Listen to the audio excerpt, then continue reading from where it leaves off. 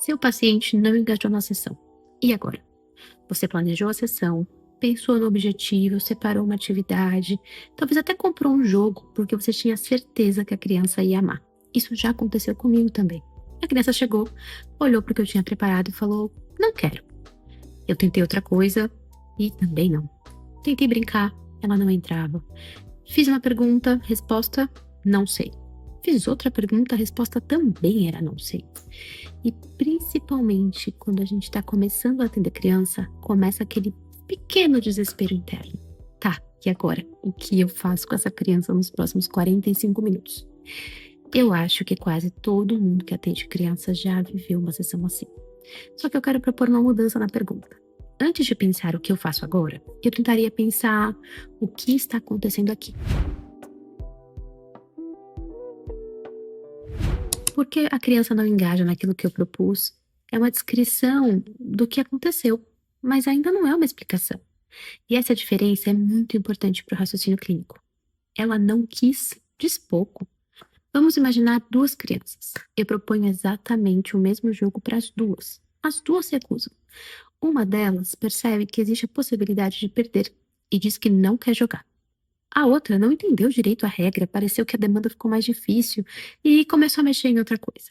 Comportamentalmente, olhando muito rápido, eu poderia registrar a mesma coisa. Recusou a atividade.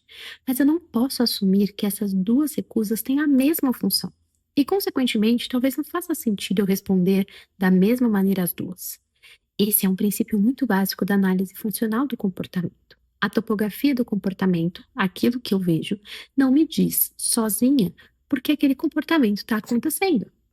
Mas eu não posso assumir que essas duas recusas têm a mesma função. E, consequentemente, talvez não faça sentido responder da mesma maneira as duas. Esse é um princípio básico da análise funcional do comportamento. A topografia do comportamento, aquilo que eu vejo, me diz sozinha. Esse é um princípio muito básico da análise funcional do comportamento. A topografia do comportamento, ou seja, aquilo que eu vejo, não me diz sozinha por que aquele comportamento está acontecendo.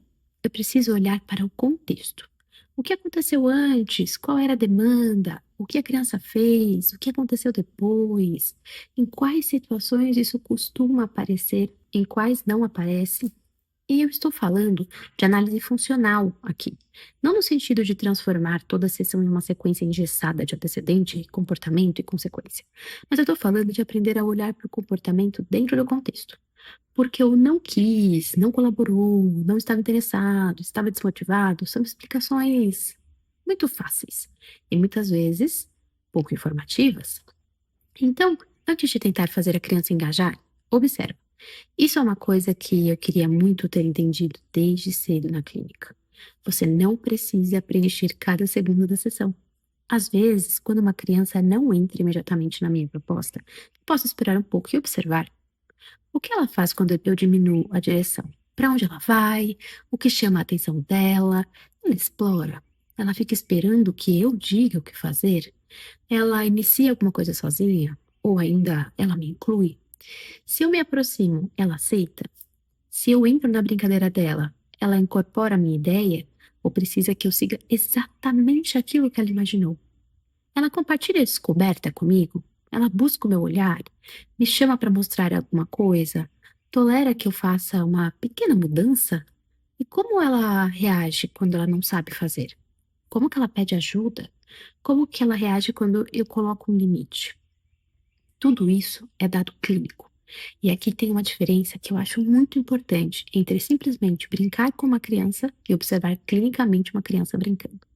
Eu posso estar sentada no chão, com carrinhos na mão, aparentemente só brincando, mas enquanto isso, eu estou olhando para comunicação, reciprocidade, flexibilidade, iniciativa, resolução de problema, tolerância à frustração, capacidade de compartilhar uma atividade, necessidade de controle, busca de ajuda. Então, brincar não é um intervalo entre duas intervenções, especialmente na infância. Muitas vezes é ali que uma parte importante da avaliação e da intervenção está acontecendo. E cuidado para não interpretar rápido demais, porque tem um outro extremo. A gente aprende que comportamento tem função e começa a querer descobrir a função de tudo imediatamente. A criança recusou uma atividade, é esquiva de demanda. Calma, pode ser uma esquiva de demanda, mas Eu ainda preciso de mas eu ainda preciso de dados. Ela pode não ter compreendido a instrução, pode ter uma história de dificuldade com aquele tipo de tarefa, pode estar antecipando o erro, pode ter pouca tolerância à incerteza, pode estar cansada, pode estar diante de uma demanda acima do repertório dela, pode estar tentando manter previsibilidade, pode ainda estar com dificuldade de transição, pode existir uma variável sensorial envolvida, pode ser esquiva, e várias dessas coisas podem estar acontecendo ao mesmo tempo. Por isso, eu gosto muito da ideia de trabalhar com hipóteses clínicas e não com certezas precoces. Eu observo um padrão, levanto uma hipótese, procuro outros dados, vejo se aquilo se repete, converso com os pais. Quando necessário, converso com a escola também. Observo se o mesmo comportamento aparece diante de outras demandas e vou refinando a minha compreensão daquele caso. Isso, para mim, é raciocínio clínico. Não é olhar para um comportamento e ter uma explicação bonita para ele. É conseguir sustentar uma hipótese enquanto você ainda procura por evidências. Mas eu planejei a sessão inteira e agora? Usa o planejamento. Só não vira refém dele. Isso acontece muito quando a gente está começando. A gente prepara a atividade para começo, meio e fim, porque isso dá segurança. E eu acho que planejamento é fundamental. Eu planejo as minhas sessões também. Eu penso previamente no que eu quero trabalhar. Só que existe uma diferença entre entrar na sessão sabendo qual é o meu objetivo clínico e entrar na sessão precisando que a minha atividade aconteça exatamente como eu imaginei. Vamos supor que o meu objetivo seja trabalhar flexibilidade. Preparei um jogo para isso. Só que a criança chega e quer brincar com outra coisa. Isso não significa necessariamente que o meu objetivo foi perdido. Talvez eu consiga entrar naquela brincadeira e, aos poucos, inserir pequenas mudanças. Talvez eu proponha uma variação, talvez eu altere um personagem, talvez eu negocie uma regra, e talvez a resposta dela a essas pequenas mudanças me dê muito mais informações sobre flexibilidade do que o jogo que eu tinha preparado. Mas atenção, isso também não significa que toda vez que a criança recusar uma atividade, eu simplesmente abandono a demanda, porque aí também posso estar ensinando alguma coisa para ela. Se diante de toda recusa eu retiro imediatamente a proposta, dependendo do caso, eu posso acabar fortalecendo justamente a resposta de esquiva. Então, não existe regra do tipo se recusou, respeite e troque, ou se recusou, sustente porque ela precisa aprender. De novo, depende do que está acontecendo e do objetivo daquela intervenção. Talvez eu reduza a demanda, talvez eu ofereça ajuda, talvez eu aumente a previsibilidade. Ou ainda, talvez eu dê escolhas entre duas possibilidades. Ou faça junto. Talvez eu sustente. Talvez eu recuse aquele momento. A decisão vem da formulação do caso e da leitura daquele comportamento naquele contexto. E aqui é que a TCC infantil fica muito mais interessante, porque às vezes existe uma caricatura da TCC como se a criança fosse identificar pensamento, emoção, comportamento, fazer uma atividade sobre emoções, ensinar uma estratégia e pronto. Mas a formulação cognitivo-comportamental é justamente o que deveria ajudar a gente a não fazer uma intervenção genérica. Eu quero entender como aquela criança interpreta determinadas situações, quais respostas ela aprendeu, quais estratégias ela utiliza, o que mantém determinados padrões, quais são os recursos dela, quais são as variáveis familiares e ambientais, e quais as habilidades que eu preciso ajudar essa criança a desenvolver. E com criança, eu ainda tenho um componente desenvolvimental muito importante. Eu não posso esperar que uma criança de 6 anos consiga me explicar verbalmente tudo o que acontece com ela.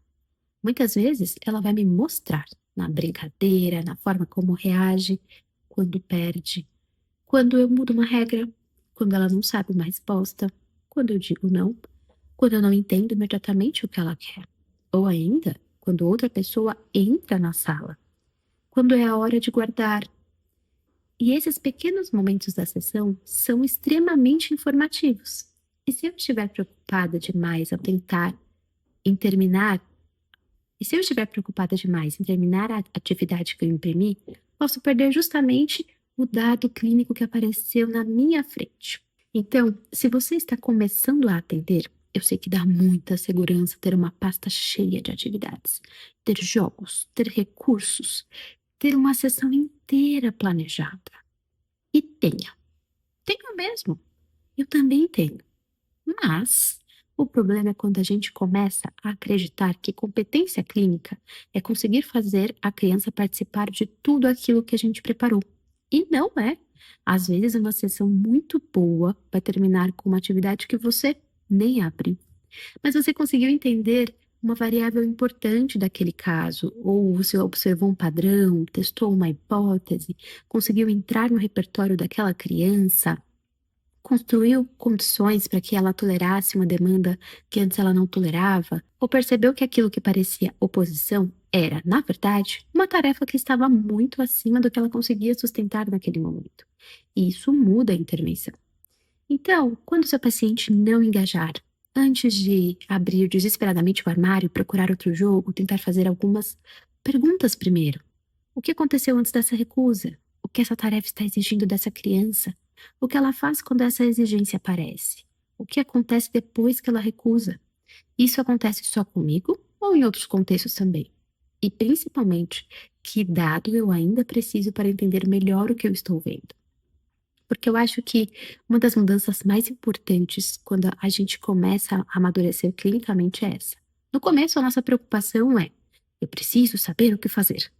Com o tempo, a gente percebe que antes de decidir o que fazer, precisa entender, a observar, a formular e a entender. A técnica continua sendo importante, a atividade continua sendo importante, o planejamento continua sendo importante, mas nenhum deles substitui o raciocínio clínico. E talvez seja uma das coisas mais bonitas de se entender quando a gente começa a atender.